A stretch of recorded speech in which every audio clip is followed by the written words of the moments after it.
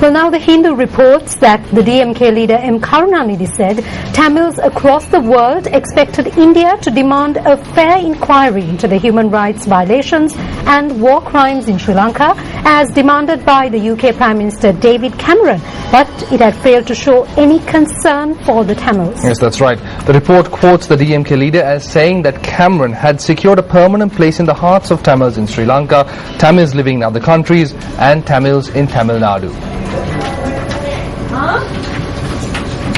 In a statement, Karunanidhi had said if Prime Minister Manmohan Singh decided to stay away from the Commonwealth Heads of Government meeting in deference to the sentiments of the Tamils, he could have explained the real reason behind his boycott in a letter to Sri Lankan President Mahinda Rajapaksa. Karunanidhi adds that the Indian Premier should have raised the issue of atrocities against the Tamils and demanded a fair inquiry so that the world will know the truth, but belied the expectations of Tamils and deputed External Affairs Minister Salman Khurshid to take part in the meeting. He added that the Indian Prime Minister also could have won the Tamils' appreciation if Salman Khurshid had announced that India would completely boycott to highlight the atrocities against the Tamils, the human rights violations and war crimes. Recalling China's foreign ministry spoke constructive help to countries to improve their human rights through their efforts, Karunanidhi said when even a country like China, which had been helping Sri Lanka in a big way, expressed concern over human rights, the Indian foreign minister preferred to remain silent. Earlier, British Prime Minister David Cameron, responding to a question by opposition leader Ed Miliband in the UK House of Commons, reiterated that the right thing to do was to attend the Commonwealth Heads of Government meeting in Sri Lanka and shine a spotlight on the importance of human rights. He asked specifically on Sri Lanka whether we pressed for our agenda. Yes, we did, very directly, on the importance of land reform, on the importance of human rights, on the importance of an independent inquiry. Now, of course, some other leaders decided to stay away, and everyone must take their own decision, but frankly, no country on earth has a more direct relationship with the Commonwealth than this one, and that's why the right thing to do is go and shine a spotlight on their plight. You can't do that sitting at home. Meanwhile, the BBC World Service reports that Sri Lanka's government has accused David Cameron of breaching protocol during his visit to Sri Lanka, in which he raised concerns over alleged human rights abuses. The BBC cites a Sri Lankan government source as saying that Cameron had breached protocol several times. It was alleged that he had brushed aside the main Tamil local official in visiting a displacement camp when he should have been escorted by him. The source had told the BBC that Cameron had declined to sign the National Visitors Book or acknowledge a dance reception on arrival as he should have done. The source is reported to have said, quote, "We thought Britain would do better. They're the ones who taught us protocol," unquote. A group of students from the University of Colombo engaged in a demonstration today. Yes, the students were demanding a resolution to several problems surrounding student accommodation.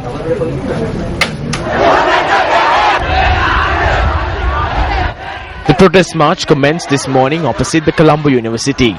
The students then staged a procession up to the university's Senate building.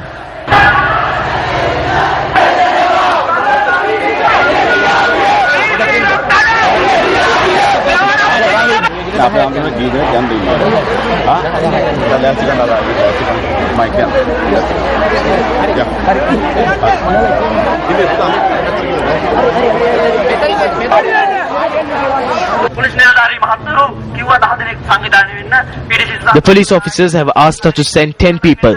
We will take 10 people with us. We ask our brothers and sisters to remain here until we return from discussions.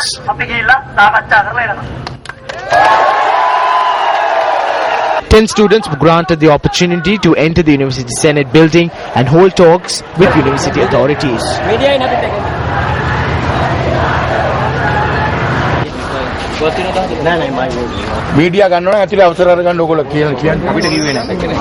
The students who returned from the talks announced that about 75% of their problems had been resolved.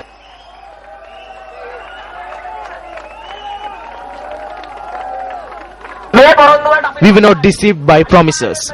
They must be put into action before our eyes. This student movement needs not ever be afraid of struggles. I think our brothers and sisters are prepared to take more severe action.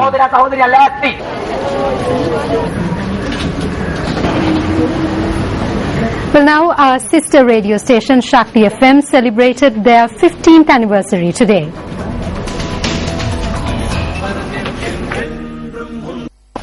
Shakti FM, which commenced broadcasting on the 20th of November 1998, has won over the hearts of the majority of the Tamil-speaking populace in the country through its well-loved programs.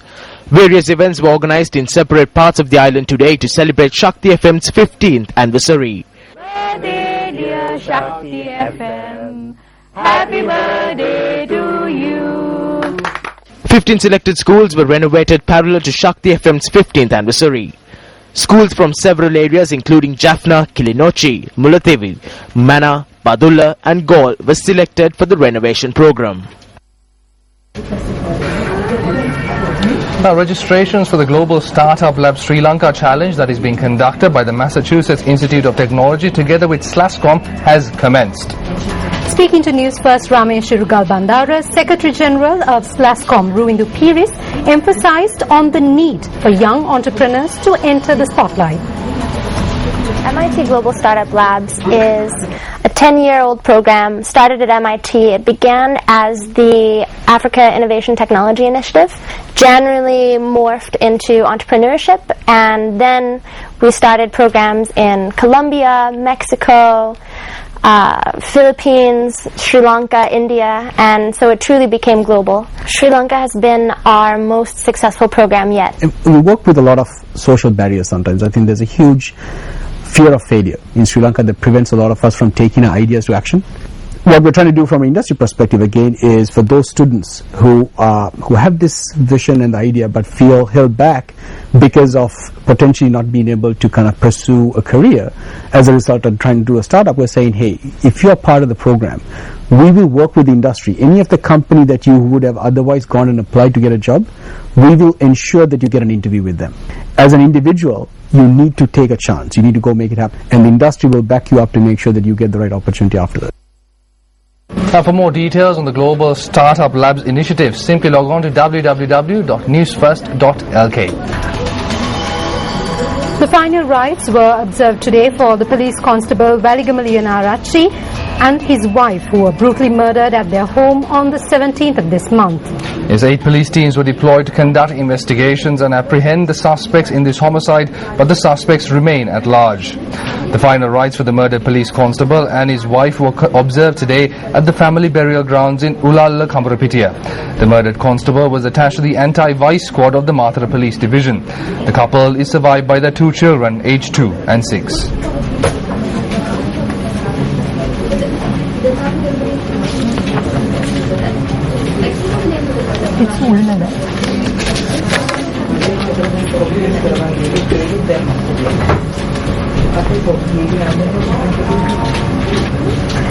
Now, in your weather forecast, the Indian Met Department says that Cyclone Helen will cross Andhra Pradesh tomorrow owing to a deep depression over the Bay of Bengal. It will later develop into a cyclonic storm and cross the coast of Chennai and Ongole tomorrow.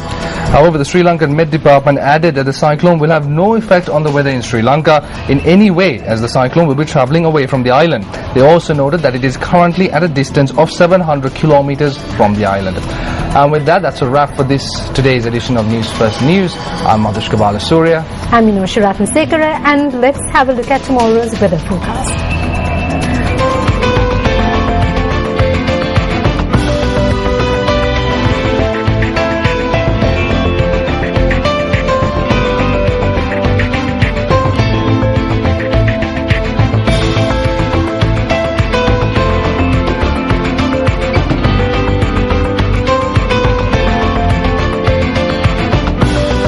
First at 9.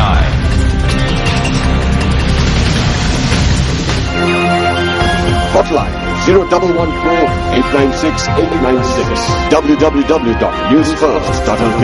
Feedback at newsfirst.lk.